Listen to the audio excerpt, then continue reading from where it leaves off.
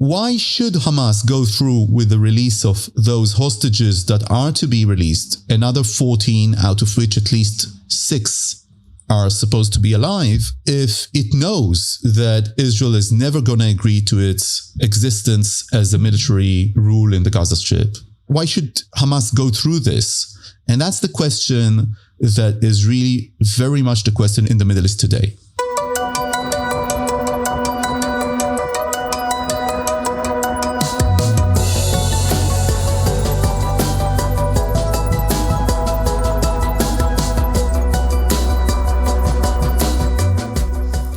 It's 1:00 p.m. on Sunday, February 16th in New York City.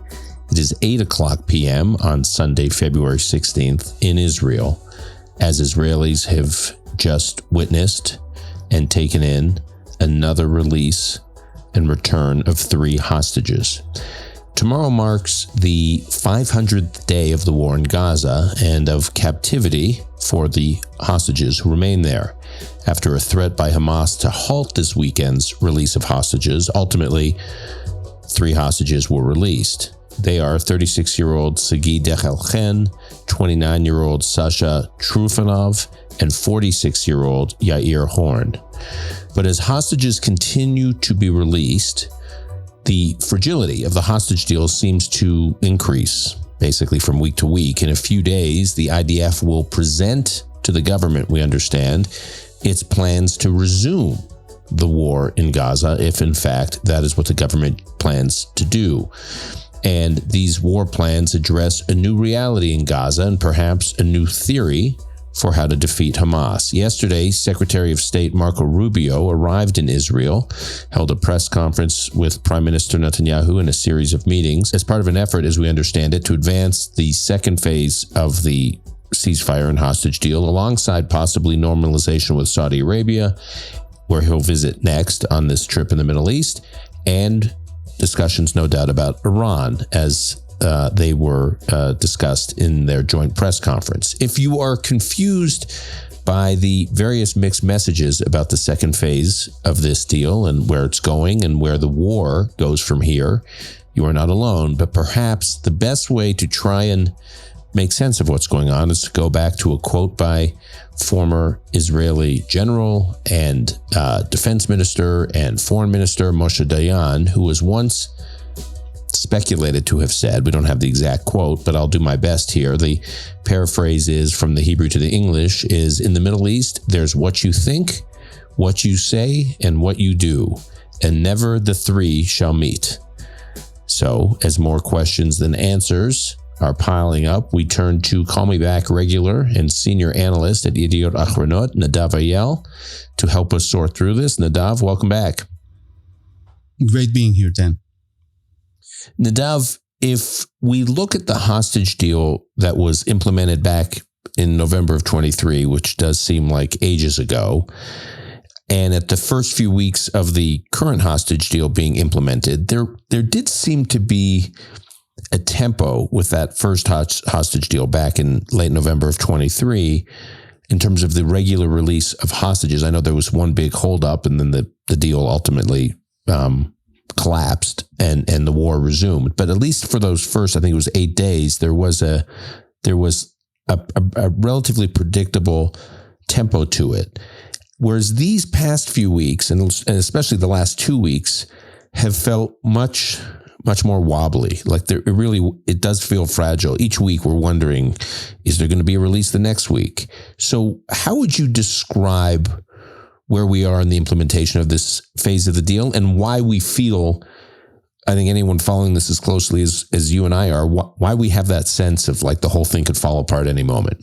First of all, Dan, because it can. There is a sense, I think, with negotiators, Israelis and the countries that are mediating this effort, primarily the United States, of course, but also Egypt and Qatar, that at any given point, this moment in which we see hostages returning back home, that this can end very swiftly and that most chances is that it will collapse at a certain point. And let me explain in just a couple of sentences why this is so fragile.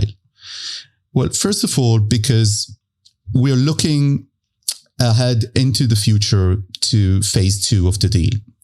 And phase 1 of the deal included about 3 pages of the agreement signed in Qatar between the sides. Phase 2 of the deal included about 7 sentences.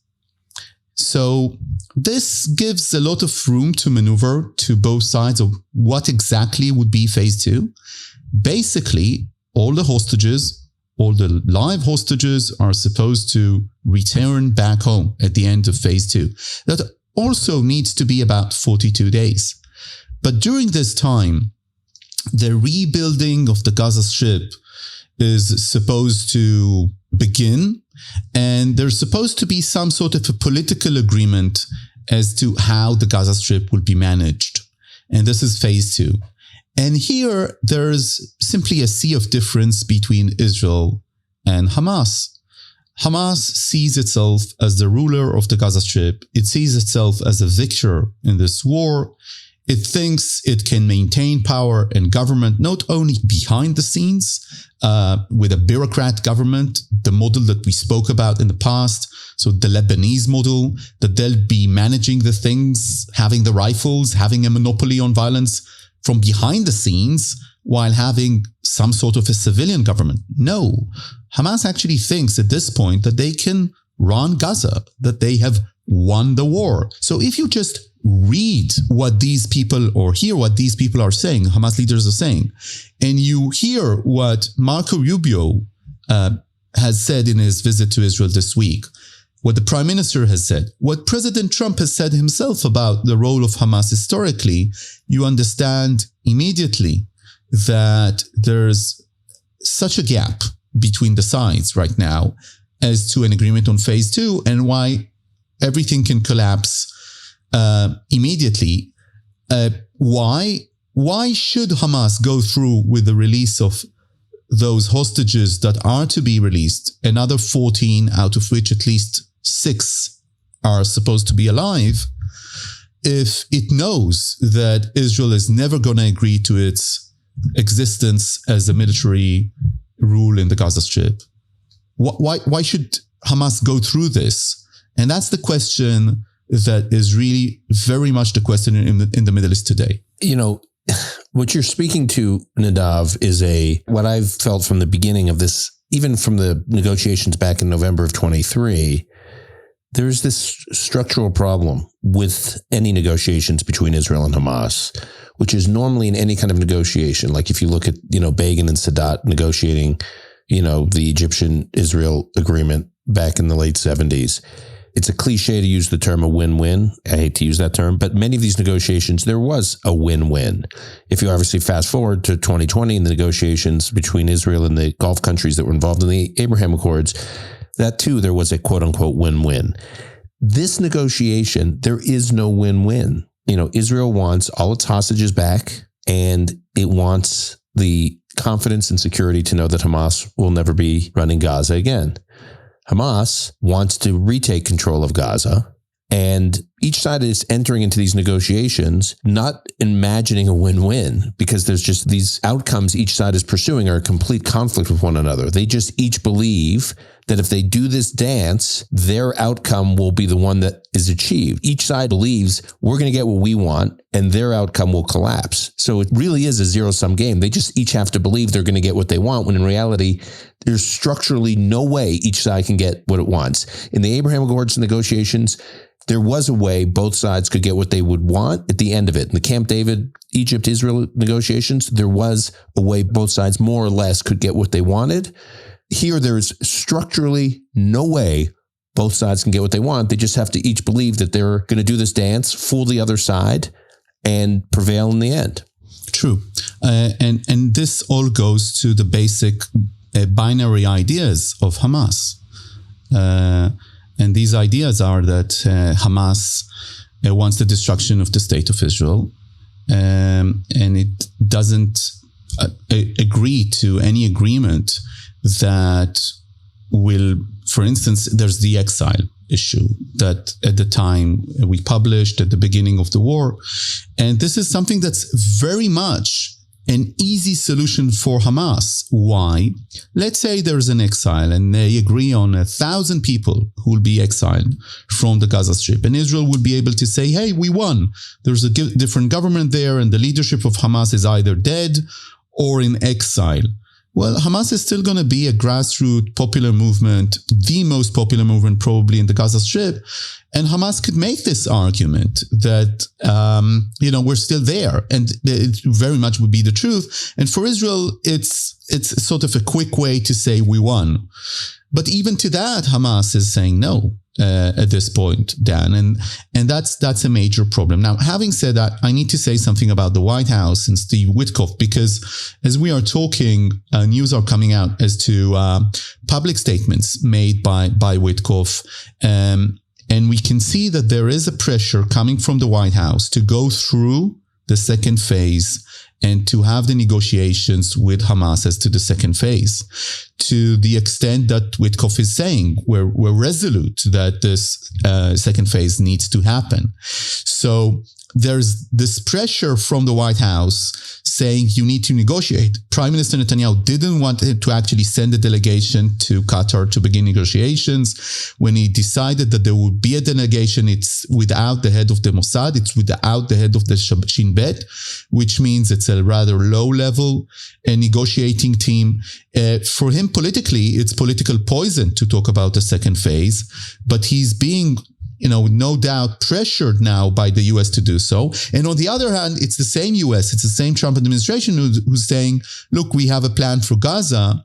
And this plan for Gaza is, for the Israeli far right and hard right and Likud members, to be frank, and maybe most of the Israelis. This is an excellent, dream plan of having migration of Palestinians from the Gaza Strip and then moving to another place en masse. Nobody knows the exact numbers. So I think also the Israeli system is to an extent confused, but generally they shouldn't really, because if they listen to the president is saying, get the hostages back.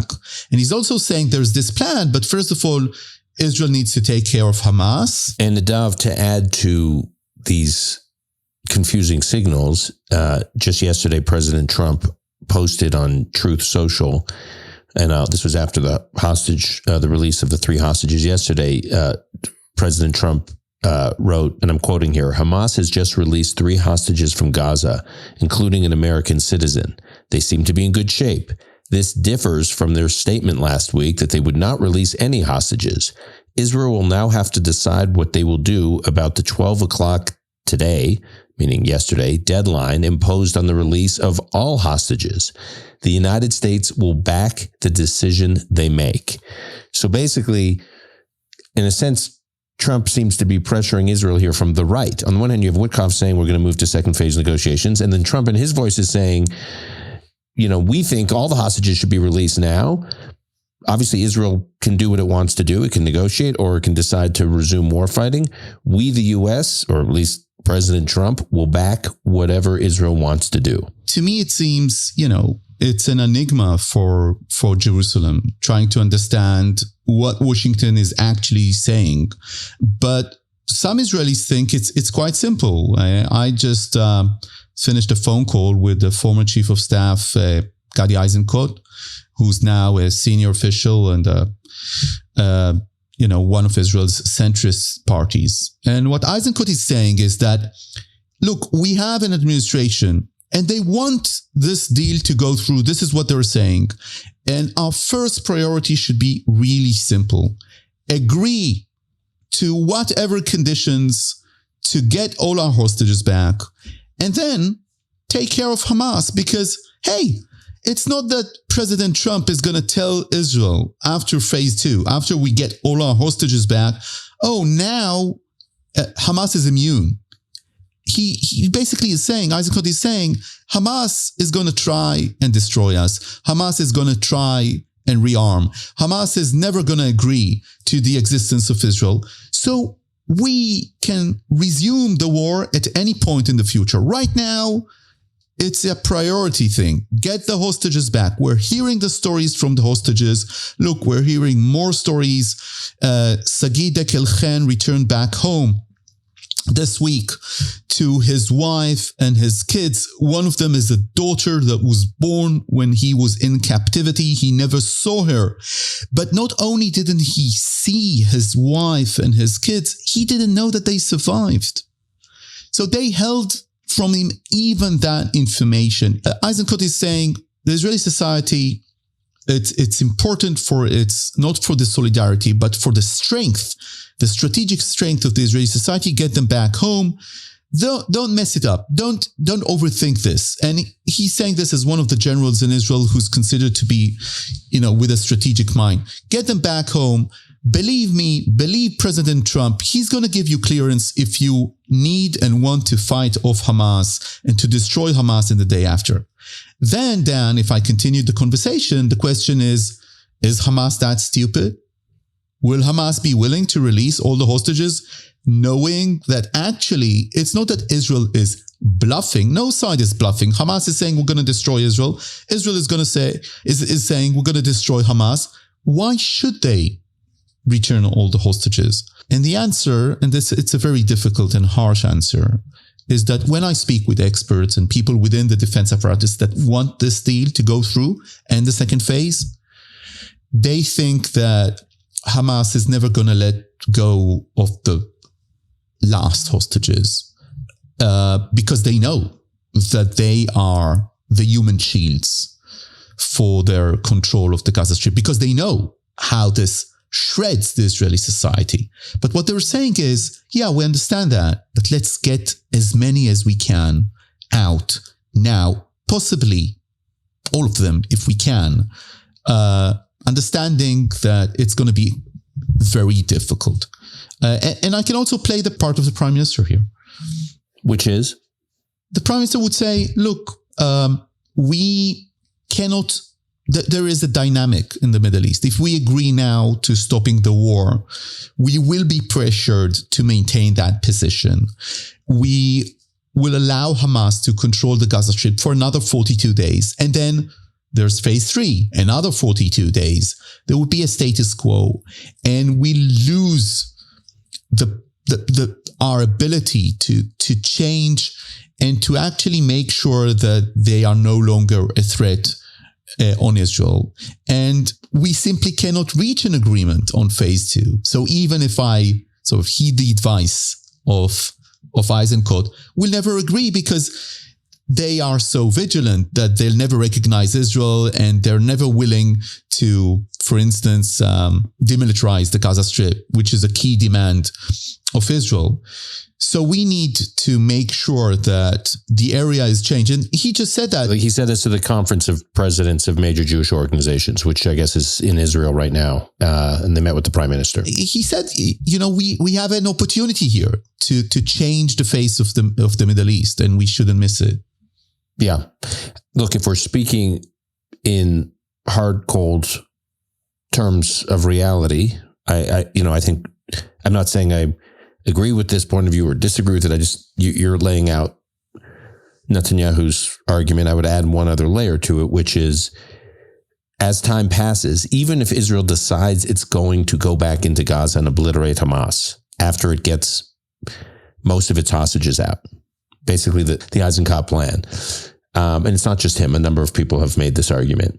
The longer Israel is out of Gaza, the harder that becomes to do militarily, right? Israel has certain strategic and has made certain strategic and tactical gains that enable IDF operations against Hamas less challenging than if Israel's out of Gaza for a long period of time and Hamas has time to get reorganized. And is there a cost in terms of military lives, Israeli military lives, that is higher if Israel goes back into Gaza under the Eisenkot plan after a lot of time passes rather than going in now?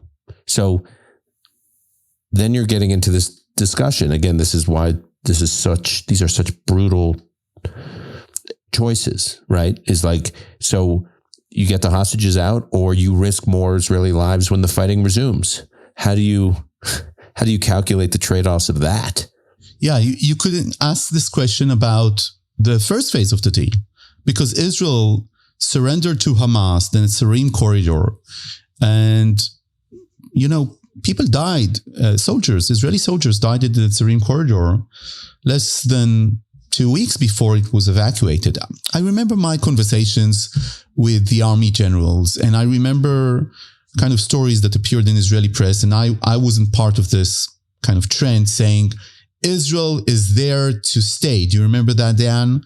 Israel is building the corridor in order to remain there for the settlements that one day will be built. And I think this somehow transpired to international press. And I remember speaking both with Israeli generals and negotiators and politicians, by the way, and they all told me the same thing. They said, look, when we're in Gaza forever, but we can decide not to be in Gaza and we'll be out tomorrow. But we need, as an army, we need to calculate our actions according to the assumptions that if we're there, the government will want us to stay there. Maybe, we don't know. It's an indefinite time. And then we can always leave. And it's all about getting the deal. And by the way, I heard that not only from army generals, I heard that from the government. And in the end of the day, this was proven correct because Israel did leave the Gaza Strip.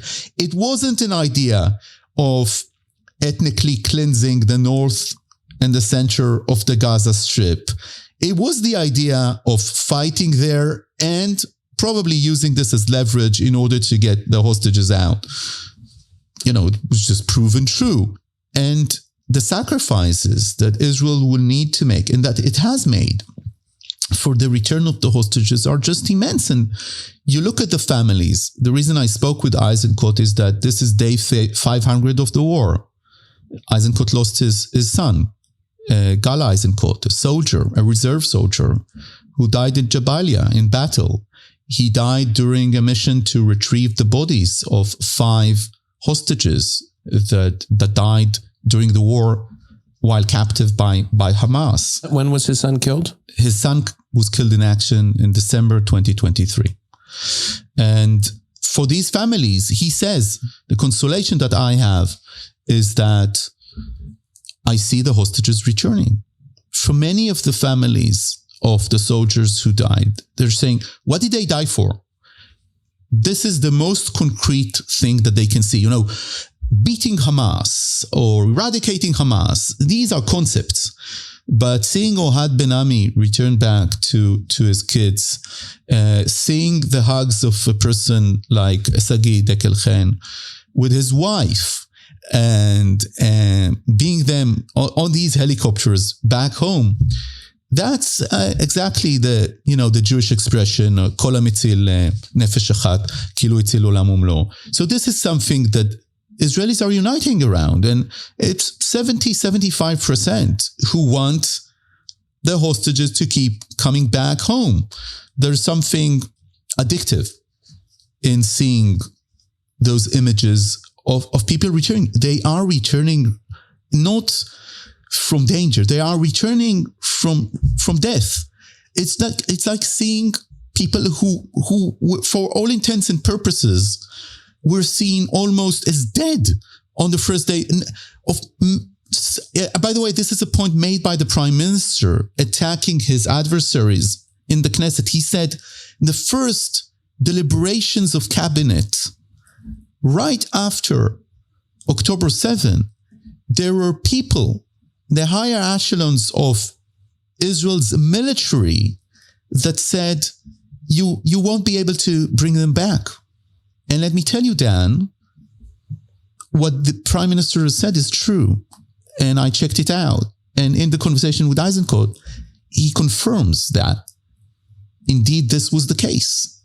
That senior officers said we should sort of set this aside, the hostage issue, and really focus on beating Hamas. So to see them coming back home is on the verge of unbelievable, and is an amazing experience for the Israelis. And on the other hand, there's these two feelings, sentiments that I think that every Israeli has and everyone who loves Israel has. When he hears those stories of the hostages being tormented the way that they have been tormented by Hamas, the first sentiment is, we need to get them all back home. We simply cannot remain quiet. We need to do everything to get those young men now that are in the hands of Hamas, some of them physically chained to the wall as we are speaking now, Dan. Get them back home, no matter what. And then worry about other stuff. The other sentiment is, there's no way we can live with Hamas across the border. It's never going to happen. We simply cannot do that. You know, there was supposed to be Tu B'Shvat planting of trees. Jewish holiday, it's right now or just occurred. Yeah, the holiday that celebrates nature, and there was supposed to be, you know, planting trees and new forests in the communities, in the southern communities near Gaza, and bereaved parents were invited there of soldiers who sacrificed their lives during the war, and they had to cancel because of security issues. So the war has not been won. Hamas is still there.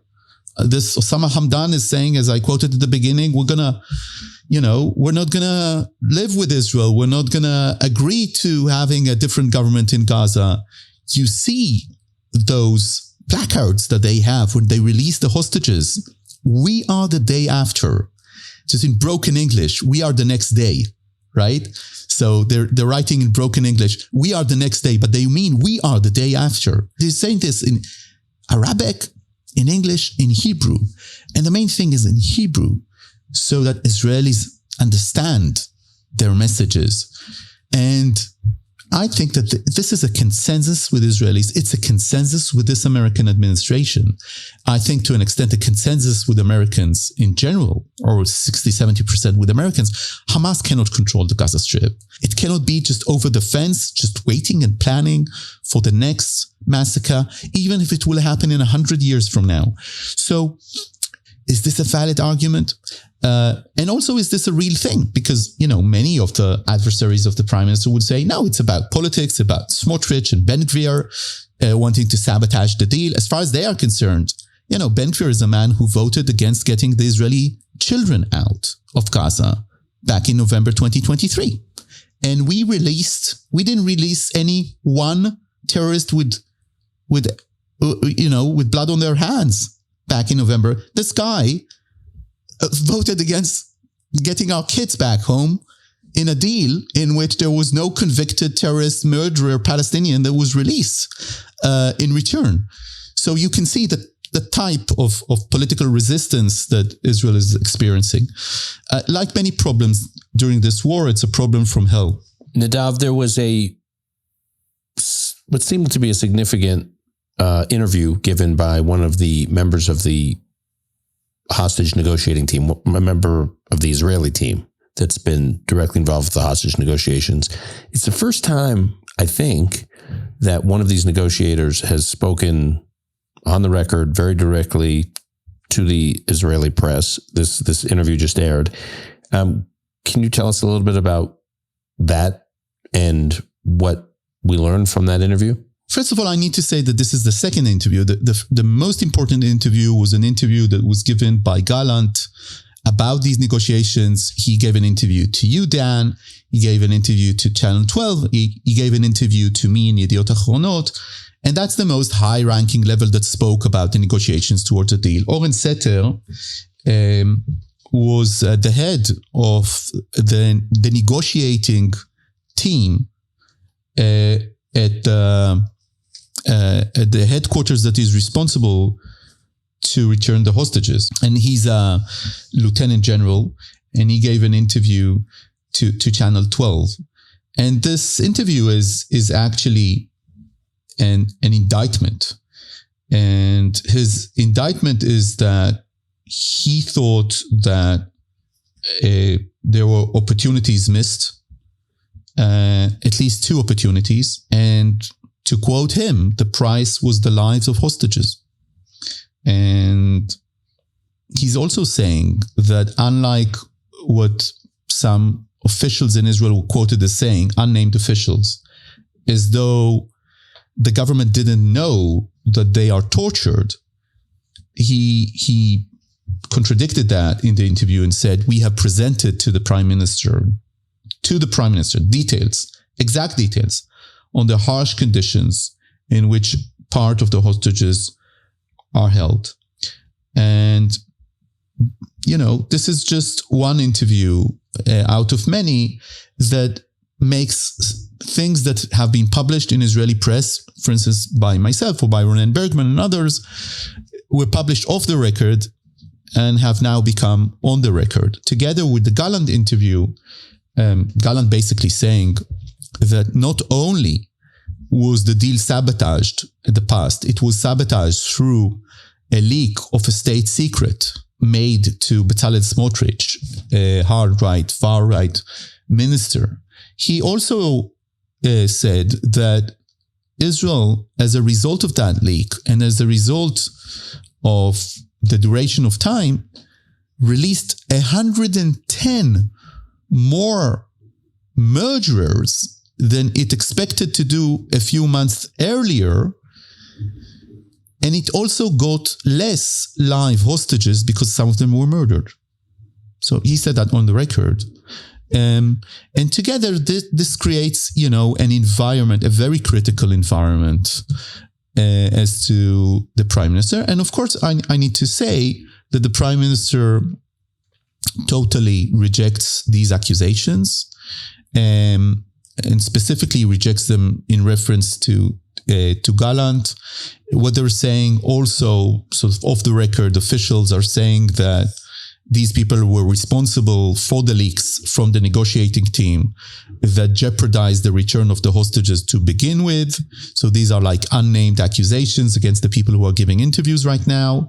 And the prime minister is also saying in his response to the Oren Setter interview in Channel 12 that it was because of him and his insistence that more live hostages came back home, and that the previous deal included less commitment to live hostages. So I just, in the interest also of just full balance, this characterization is being contradicted by Brett McGurk, who was the most senior official in the National Security Council in the White House for Middle East policy.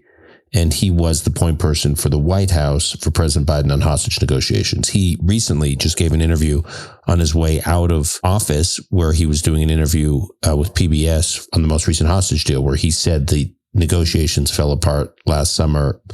Again, I don't want to, it's worthy of a whole separate conversation about, but he pins it squarely on Hamas. He believes that the deal fell apart because ultimately Hamas was not serious about doing a deal. So, again, I'm not, mediating all these different. Yeah, I know that there are many people hearing us who think that there is like a specific creed of Israelis that are obsessive about Netanyahu and criticize Netanyahu anyway, right? So maybe they count me into that group. I don't know.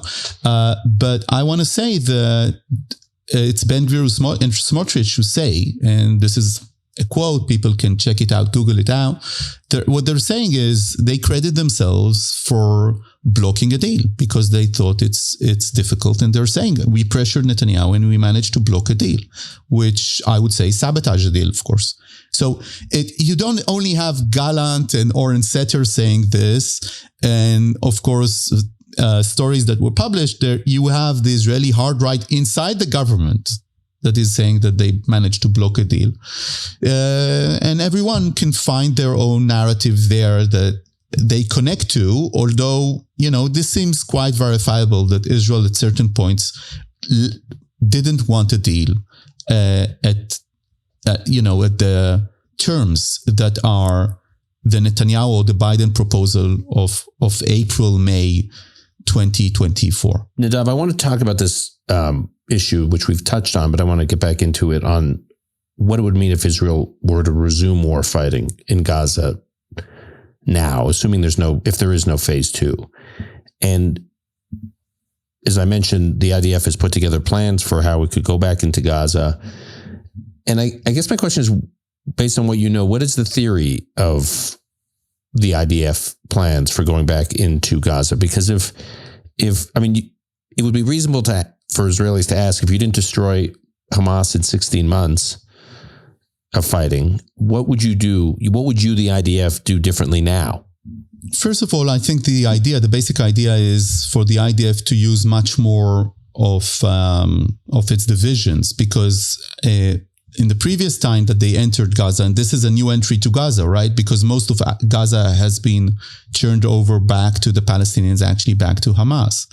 So the first time you had many IDF divisions that were up north because of the fight against Hezbollah, right? And now you can divert much more forces into the Gaza Strip. And instead of working your way from north to south, which is basically what Israel did in its battle plan at the beginning of the war, you can move in a synchronized manner. Generally speaking, I'm not making any suggestion to the IDF, and I'm not exposing any plan of the IDF right now. But theoretically, the IDF can move in a synchronized manner, both north and south and center of the Gaza Strip, using a lot of its divisions entering the Gaza Strip at once. I suspect that the Israelis, if they go into this battle plan, they're not going to accept the idea that they need to supply humanitarian assistance to all parts of the Gaza Strip. This is what the government is basically, officials are saying.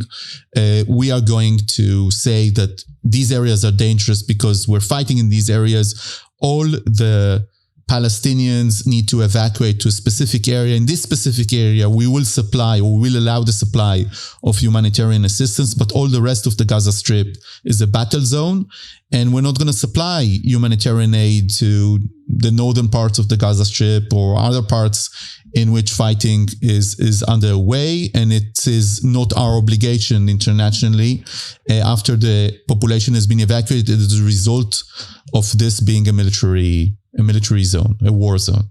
So, this is just part of it. And then, of course, there's the Trump plan. And a question there is whether or not the Trump administration is going to come over with sort of, hey, we have an agreement with, I don't know, Morocco or Jordan or Egypt or Somaliland or anything like that.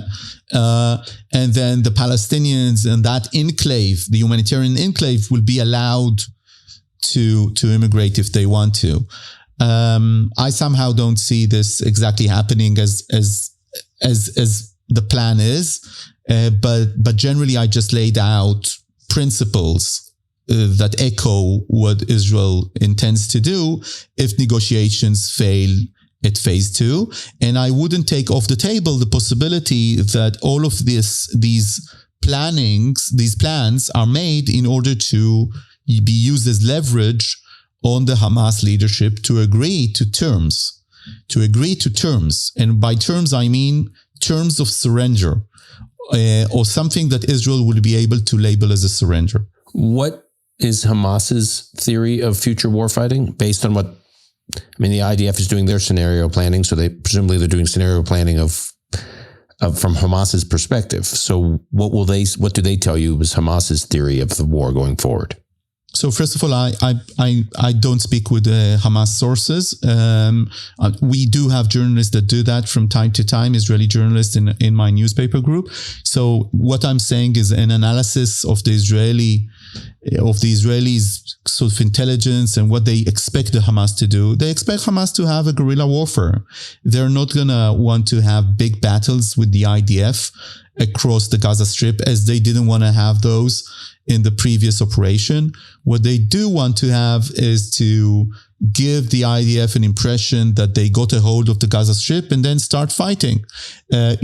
Operation Defensive Shield against the Palestinian terror at the beginning of the 2000s, during the Second Intifada, it took about 2.5 months. Fighting against suicide bombers took 3 years, at least. So that's one of the problems of this theory of let's take the Gaza Strip and have a military rule there. As you know, Dan, and you know this, with your history in Iraq, these things take time. They take a lot of money, energy and sacrifice, mainly your soldiers sacrificing their lives, and they don't have an assurance of success. And this is one of the reasons I think that the Israeli defense establishment is extremely hesitant as to this. Although there's a change now, there's a new chief of staff, there's new chiefs of staff in general. So the prime minister just congratulated the new chief of staff, Eyal Zamir, and he said he has an offense-related perception of warfare. And you could hear the criticism there, saying that he has an offense perception is actually a criticism of the current chief of staff, Herzi Halevi, which is perceived by large sections of the Israeli right wing, including the prime minister, as not being offense centered enough, right? Meaning Israel wasn't as aggressive as it should have been in the Gaza Strip and other places.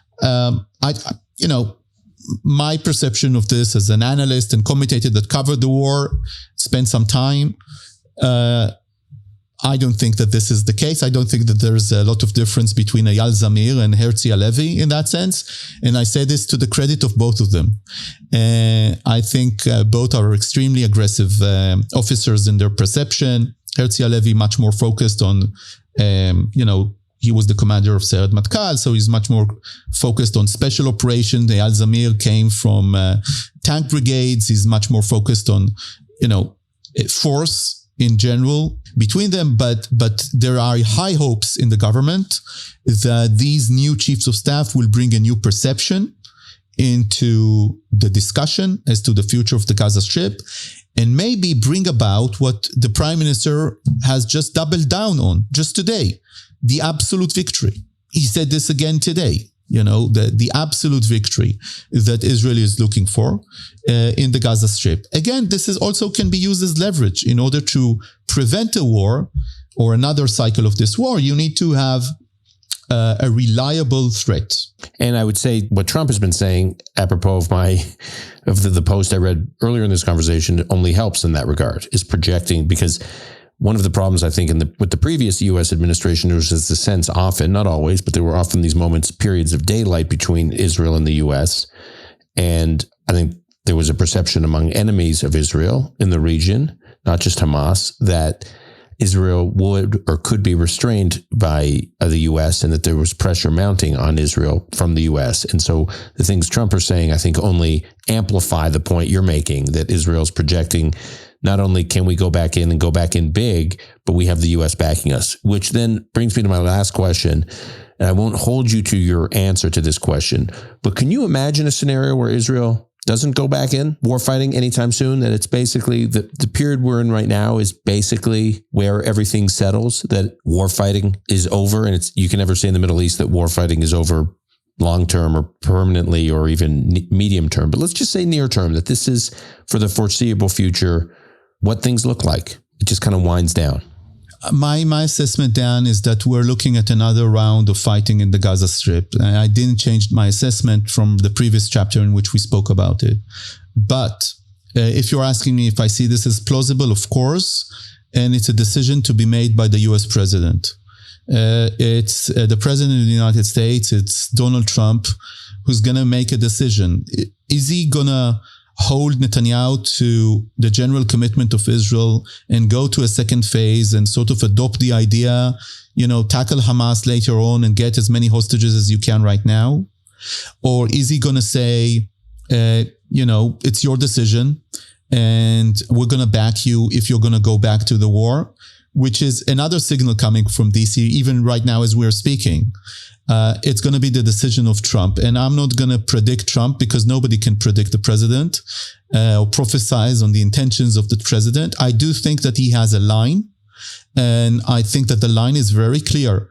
The president wants to see a change in the Middle East and in the perception as to Gaza. And he wants to see the hostages back home. Doesn't think that Hamas can control the Gaza Strip. I do see a scenario in which the president vetoes an Israeli full-scale incursion to the Gaza Strip if he thinks that there is still a chance to get the hostages or get another agreement.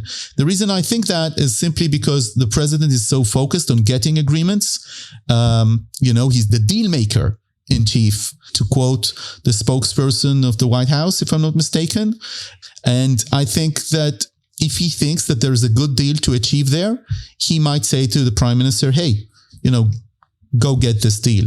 But as far as the Israelis are concerned, I have no doubt whether or not we get a deal right now, the second phase, or we don't, Hamas is not gonna stay like it is right now in the Gaza Strip, having their parades and celebrations. Look, when you're hearing the torture and the torments of the Israeli hostages, think about this in terms of the message that the public gets. It blows your mind. On the one hand, you say, get the hostages out. But on the other hand, long term, you think, this can happen to me too.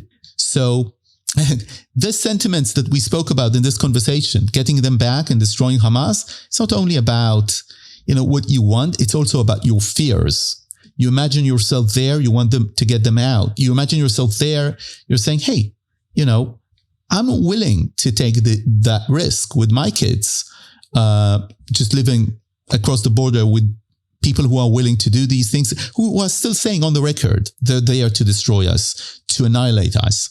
And because of that, I think that this story, and I'm going to be insistent on that, and I am going to sort of prophesize on that, the story of Hamas in Gaza, to quote Bert Stevens this week in his article in the New York Times, I think, needs to end. And the Israelis will not rest until it ends in the form of a military rule of the Gaza Strip. It doesn't mean that Hamas supporters are not going to be there, but they cannot control the Palestinian community in the Gaza Strip, because if they will, it's a serious and perceived as an existential threat to all Israelis, and Israelis are simply not going to live with it. Yeah, Brett's column, which we can link to here, he basically says Israel and the U.S. either needs to get Hamas out of Gaza, whatever it takes to get them out of Gaza, or the Palestinian, quote-unquote, civilian population needs to get out of Gaza along the lines that Trump is talking about, so Israel can actually really go in and just obliterate Hamas. It's one or the other. And it's a piece that is a implicit defense. I think even in his closing line, it's an explicit defense or case for the Trump plan in that regard, that Trump is onto something. Yeah, they got to get the population out so you can fight Hamas, or you get a way to get Hamas out. But there's no world in which both the population, the civilian population, and Hamas remain in Gaza. Nadav, we'll leave it there. Thank you for this, as always, and I look forward to being with you soon again. Thank you, Dan.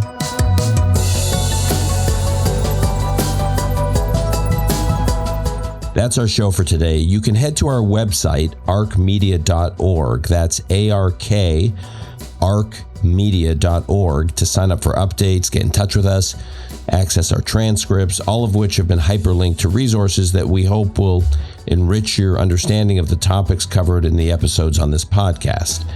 Call Me Back is produced and edited by ILAN BENATAR. Additional editing by Martin HUERGO. Rebecca Strom is our operations director, research by STAV, SLAMA, and GABE Silverstein, and our music was composed by YUVAL SEMO. Until next time, I'm your host, Dan Senor.